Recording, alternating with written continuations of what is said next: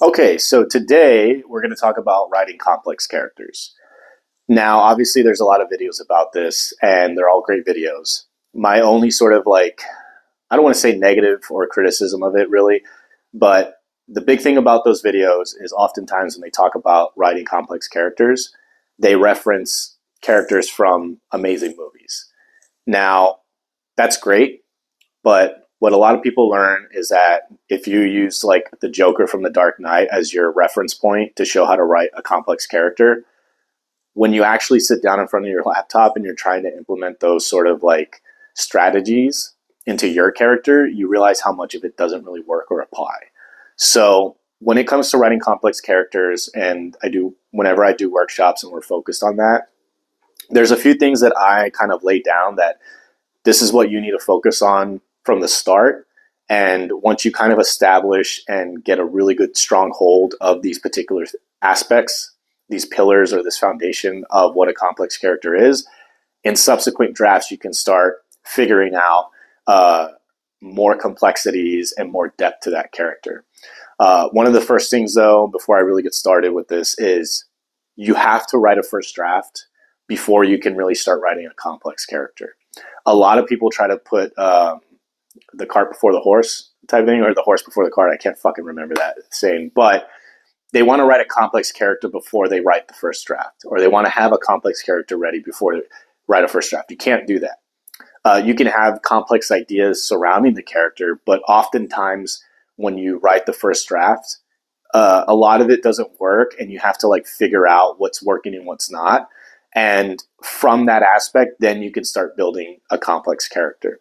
So the focus isn't really to write a complex character off the bat.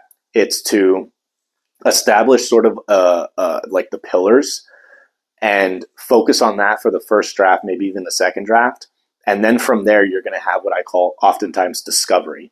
Part of writing is it's having discovery. You need to have discovery of like, oh, that's what's going to make the character complex. Oh, that's what's going to make the story layered, and so on and so forth. So you have to write to discovery.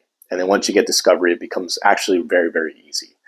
So without rambling too much, and also these are not like, this is not a dogma, and these aren't like super like clean cut things. These are just what I have seen consistently, that when you focus on these things, most of the time, like 90 to 95% of the time, these guide people to writing complex characters. Okay. Now, obviously, like I said, it may not be a little bit muddy in some ways that I explain it, but none of you are fucking stupid. So you'll understand what I'm trying to say. The first thing is, when you are getting ready to write your characters, what's their job? Okay. What's their job in the context of the narrative that you are going to write? And it should be very simple and straightforward, this particular part. Because if you're writing a crime drama and your character is a cop, it's going to be, his job is to be a cop, to uphold the law, to stop the bad guy, or to solve the case. That it's very, very simple and straightforward. If you're writing a marriage drama and your main character is the wife, it could be simply to be a loving and faithful wife. If it's the husband, loving and faithful husband, to keep the marriage going. That's their job. And it has to be in relative to the narrative, right? Now, that should be fairly simple. The other thing sort of is going to be where it gets kind of a little bit overlappy or a little like gray area with these next two things. But when you start to work them individually, you really realize how distinct they are. So you have your character, you know what their job is in the context of the narrative. The next thing is, what is the goal? What is the end goal? What is their job going to accomplish? What's the goal for the end narrative? Now, this is where it can get a little bit muddy, because it could be very simple. It could be sports coach a team. The goal is to get them to the playoffs, win the championship, have a winning record, right? Then you can also have a sort of goal thing for the character, where the character wants to help these kids change their lives. Let's say it's a bunch of troubled kids, as a generic one would be. But ultimately, the goal is going to be very, very much tied to the narrative. What is the job how is the goal of the end narrative? And the goal can also be in terms of what is the end result that you want your audience to feel. So what's the goal here? How is their job going to achieve that goal? Not only for their practicality of what their job is, but also the narrative and the effect. I said it can get kind of muddy, but you're understanding that this goal right here is very much tied to the practical aspect of their job. This is their job, and that job is to accomplish this goal in the grand scheme of the narrative, right? So you have that. Now, this third thing is where you can start to help create that complexity. Is you have their job, you have what is the goal at the end of the film, at the end of the narrative, in tandem with that job, right? And with what they need to do to accomplish that. Now, what is this character's desire? That's the third thing. Because the desire may have nothing to do with the narrative. Absolutely nothing to do with the narrative. So now you have a character who is in conflict with both the goal and the desire. And so oftentimes, and that when I say conflict, I don't mean it's necessarily against each other. It's just because those are they're on two different pathways. At certain points, the character is going to have to make logical and emotional decisions to choose between desire and the goal. And so I think like a good example would be if you have a marriage story and you have the husband whose job is to be a loving, faithful husband, and the goal is to demonstrate to the audience that he can be a loving and faithful husband, that he can prove it, and that true love prevails. But his desire is to drink alcohol, and he's an alcoholic. So he has this battle of the goal and the desire.